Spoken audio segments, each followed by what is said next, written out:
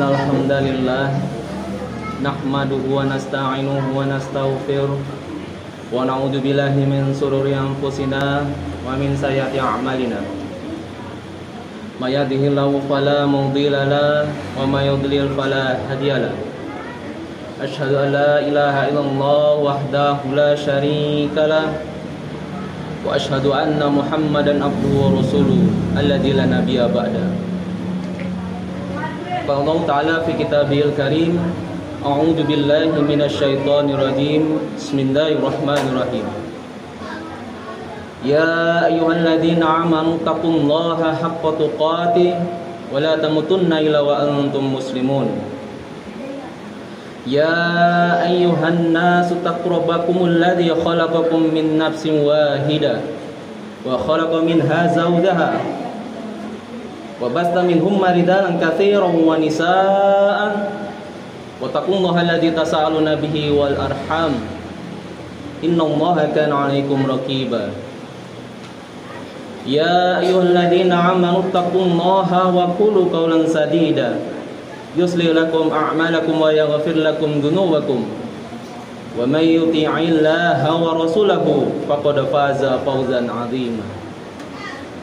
Amma ba'du, wa inna asdaqal hadits kitabullah wa khairal hadi hadi Muhammadin sallallahu alaihi wasallam wa syarrul umuri muhdatsatuha wa kullu muhdatsatin bid'ah wa kullu bid'atin dhalalah wa kullu dhalalatin finnar. Ma'asyiral muslimin, jemaah salat Jumat yang dimuliakan Allah Subhanahu wa taala. Terus kita bersyukur kepada Allah Subhanahu wa taala atas segala limpahan nikmat dan karunia-Nya. Kita bersyukur karena masih diberi hati yang terbuka menerima cahaya Islam, bukan hati yang terkunci mati dalam gelapnya kekufuran. Oleh karena itu, nikmat yang hari ini Allah berikan, mari kita maksimalkan untuk beribadah kepada Allah Subhanahu wa taala. Kemudian salawat dan salam semoga terus tercurahkan kepada Nabi Agung Nabi Muhammad sallallahu alaihi wasallam. Allahumma shalli wa sallim ala nabiyina Muhammad. Dengan senantiasa kita berselawat kepada Rasulullah dan mau menjalankan sunnah-sunnah yang telah diajarkan olehnya, maka nanti kelak kita akan mendapatkan syafaat dan diakui oleh Rasulullah sallallahu alaihi wasallam dan boleh meminum dari telaganya. Yang menurut riwayat, barang siapa yang meminum dari telagaku, maka ia tidak akan haus selama-lamanya. Dan kita yang hadir di masjid ini berharap semoga kita termasuk ke dalam golongan umatnya yang mendapatkan syafaat dan mendapatkan meminum telaga dari Rasulullah SAW. Amin amin ya rabbal alamin. Ma'asyiral muslimin, jemaah salat Jumat yang dimuliakan Allah Subhanahu wa taala. Kami mengajak kepada diri khatib pribadi dan untuk kita semuanya agar senantiasa meningkatkan iman dan takwa kita kepada Allah Subhanahu wa taala dengan memperbanyak melakukan kebaikan dan bersegera dalam melakukannya. Fastabiqul khairat, berlomba-lomba dalam kebaikan.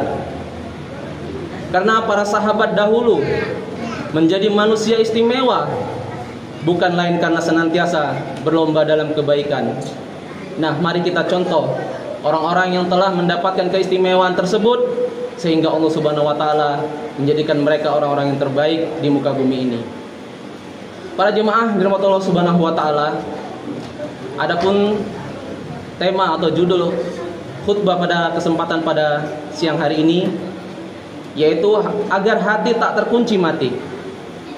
Mengutip firman Allah di dalam Al-Qur'an, Quran surah Al-Mutaffifin ayat 14. Allah Subhanahu wa taala berfirman, A'udzu billahi minasyaitonir rajim. Kalla bal rana 'ala qulubihim ma kanu yaksibun. Yang artinya, sekali-kali tidak demikian. Sebenarnya apa yang selalu mereka usahakan itu menutup hati mereka. Quran surah Al-Mutaffifin ayat 14. Ada sebuah hadis yang menjelaskan tentang ayat ini. Imam At-Tirmidzi meriwayatkan dari Abu Hurairah bahwa Nabi Muhammad sallallahu alaihi wasallam bersabda, "Jika seorang mukmin berbuat dosa, maka akan meninggalkan bercak hitam di hatinya. Jika ia bertobat, minta ampun kepada Allah Subhanahu wa taala, meninggalkan perbuatan itu dan beristighfar kepada Allah Subhanahu wa taala, maka hatinya akan kembali bersih. Jika ia terus melakukan dosa, maka bertambah pula bercak hitam di hatinya, sehingga bercak hitam itu menutupi hatinya. Itulah rona, ya, kallabal rona, hati yang Allah sebutkan dalam firman-Nya, yang artinya sekali-kali tidak demikian. Sebenarnya apa yang selalu mereka usahakan itu menutupi hati mereka. Quran surah Al-Mutaffifin ayat 14. Para jemaah yang dirahmati Allah Subhanahu wa taala, pengaruh dosa bagi hati tak ubahnya penyakit yang menggerogoti jasad kita. Kita ambil contoh seperti virus HIV AIDS. Siapa manusia yang terkena virus ini, maka lambat laun tubuhnya atau jasadnya akan melemah dan lama-kelamaan akan mati. Begitupun sebaliknya hati ini apabila kita biarkan terus melakukan suatu amalan dosa, kemaksiatan pada Allah Subhanahu wa taala, maka kelama-kelamaan akan menjadi hati yang mati.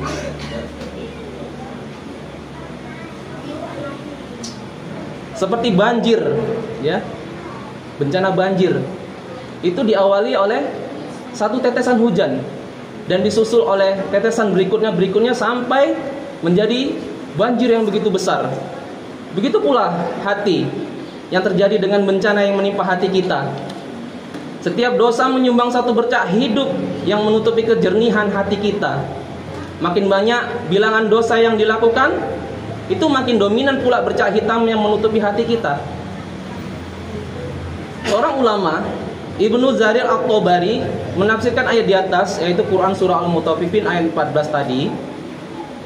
Beliau berkata, menafsirkan tadi ayat tadi, jika dosa dilakukan terus-menerus, maka ia akan menutupi hati.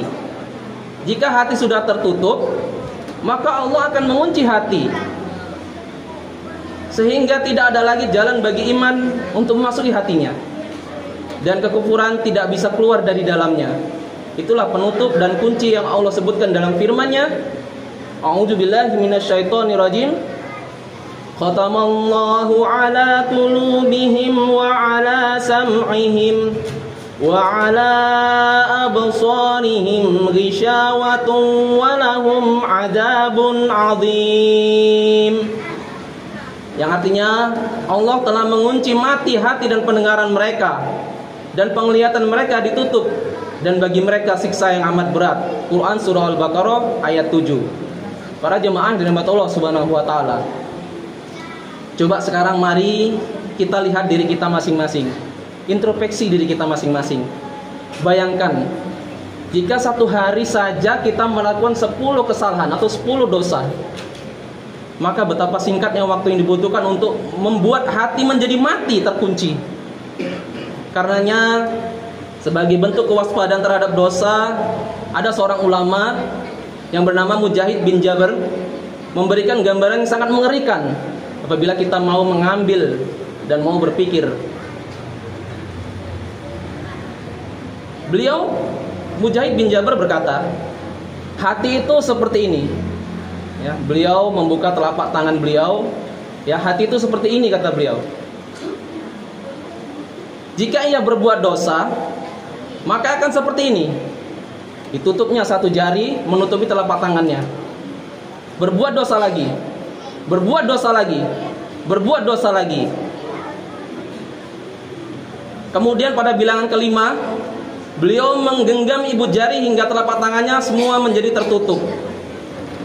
Beliau berkata, lalu Allah mengunci mati hatinya. Lalu siapakah yang antara kalian yang masih yakin bahwa hatinya belum tertutup? Kalau kita masih mau berpikir, kita melakukan dosa terus-menerus tanpa mau menyadarinya, ya, ini adalah gambaran sangat mengerikan apa yang dikatakan seorang ulama yang bernama Mujahid bin Jabr. Betapa kita sering melakukan dosa, para jemaah, tapi kita merasa aman-aman saja.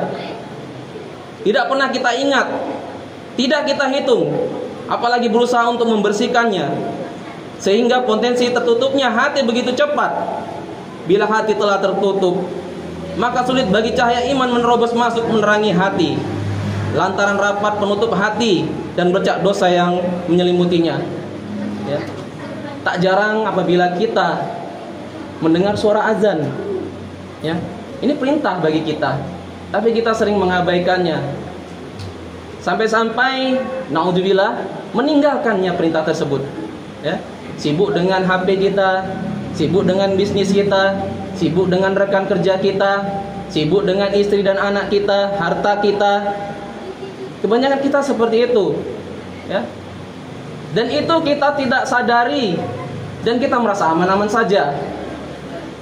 Dan bukan hanya itu saja para jemaah dari Allah Subhanahu wa taala. Banyak, ya, yang dosa kita lakukan, yang sementara itu kita merasa aman-aman saja.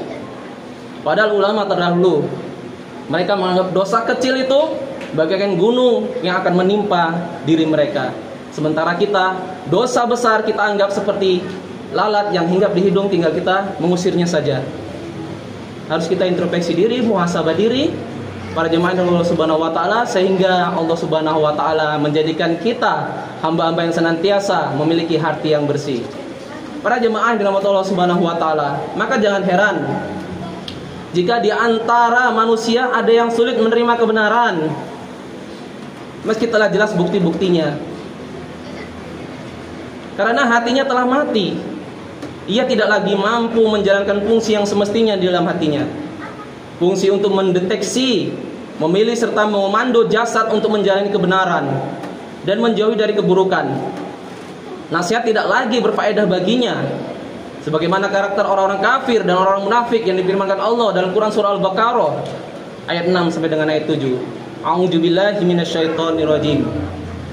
Innal ladzina kafaru sawa'un 'alaihim a'anzartahum am lam tundirhum la yu'minun. Yang artinya, sesungguhnya orang-orang kafir sama saja bagi mereka, kamu beri peringatan atau tidak kamu beri peringatan, mereka tidak akan beriman.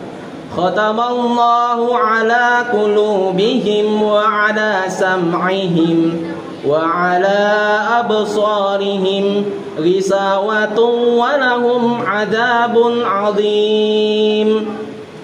Allah telah mengunci mati hati dan pendengaran mereka, dan penglihatan mereka tertutup, dan bagi mereka siksa yang amat berat. Para jemaah dirahmati Allah Subhanahu wa taala, hati adalah sesuatu yang paling berharga bagi manusia. Rasulullah SAW pernah bersabda, di dalam jasad ada segumpal darah, yang apabila segumpal darah itu baik, maka baiklah jasad tersebut. Namun apabila segumpal darah itu buruk, maka buruklah jasad tersebut. Dia adalah hati, segumpal darah tersebut. Kerusakannya pertanda kesengsaraan pemilik jasadnya, ya. Segumpal darah tadi, hati tadi, itu akan menjadikan kesengsaraan yang berkepanjangan, baik di dunia apalagi di akhirat kelak nantinya. Hanya hati yang salim, hati yang bersih, hati yang lurus yang bisa menyelamatkan manusia.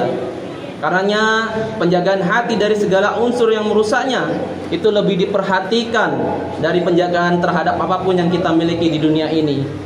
Boleh kita menjaga harta kita, boleh kita menjaga anak dan istri kita, namun lebih utamakan jaga hati kita, karena yang Allah nilai nanti adalah hati kita. Innama amalu binniyat, ya. Hati kita ini dinilai oleh Allah Subhanahu wa taala.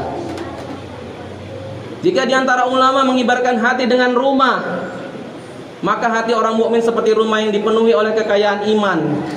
Sedangkan setan layaknya pencuri yang mengincarnya. Tentunya dia tidak akan memberikan pencuri untuk mengambil sedikit pun kekayaan yang ada di dalam rumahnya.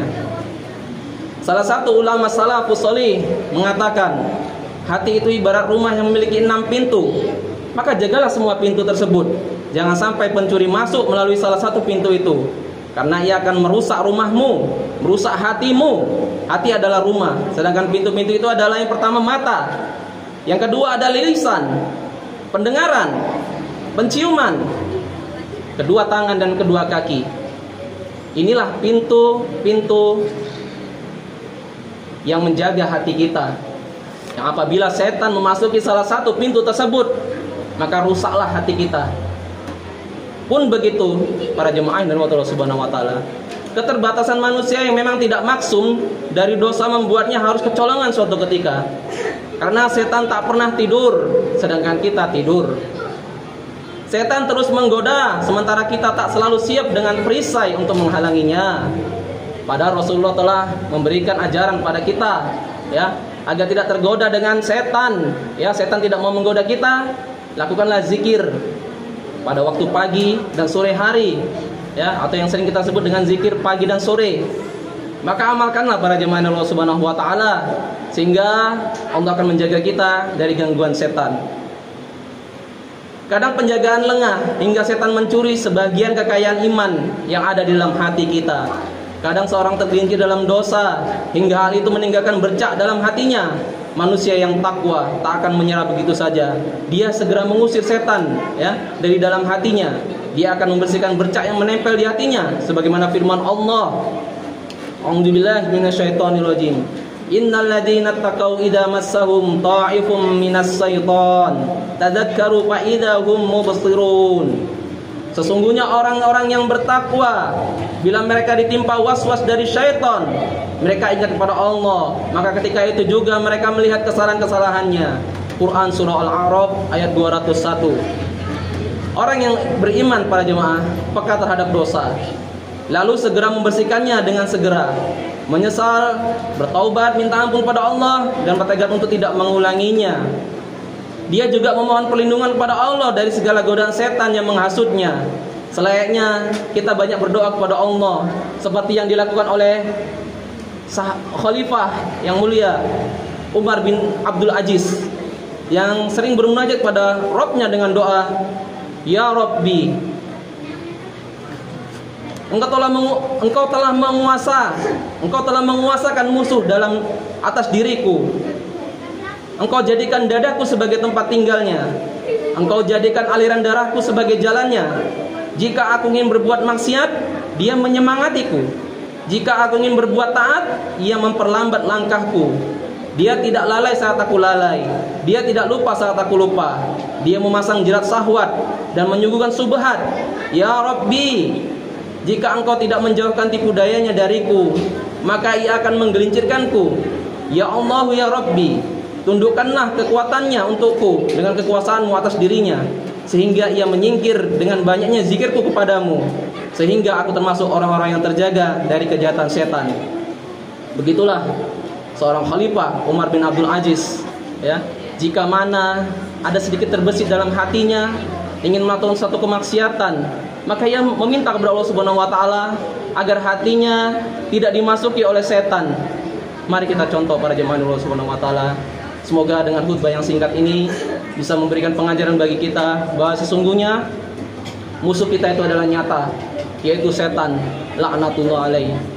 Mari kita jaga, mari kita memperbanyak zikir, mari kita memperbanyak berbuat kebaikan, sehingga Allah Subhanahu wa taala menjaga kita, menjaga hati kita, sehingga kelak nantinya ketika kita di hadapan Allah Subhanahu wa taala, kita mempunyai hati yang salim, hati yang bersih, hati yang lurus. Barakallahu li wa lakum fil Qur'anil azim wa nafa'ani wa iyyakum bima fihi minal ayati wa dzikril hakim. Aqulu qouli hadza wa astaghfirullahal azim li wa lakum innahu huwal ghafurur rahim.